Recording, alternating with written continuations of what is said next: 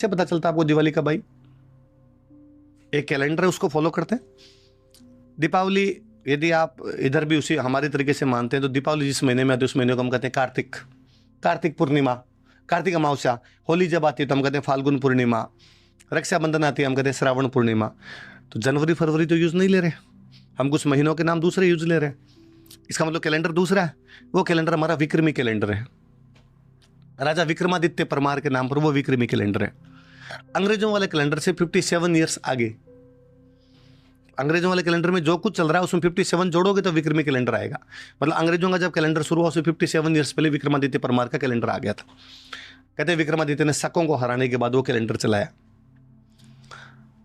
Indian history में विक्रमादित्य परमार नहीं पढ़ाया जाता, जिसके नाम पर एक कैलेंडर है जिसको भारत की जनता आज दिन तक फॉलो करती है।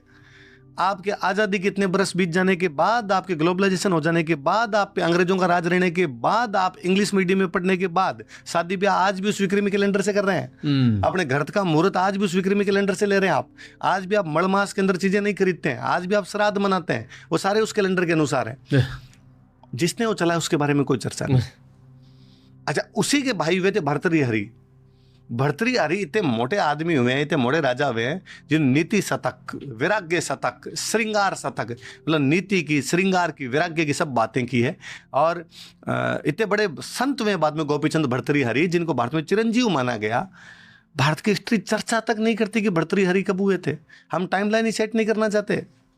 बाद में चिरंजीवी माना गया। चिरंजीव मतलब मरे नहीं, आज दिन तक जिंदा है।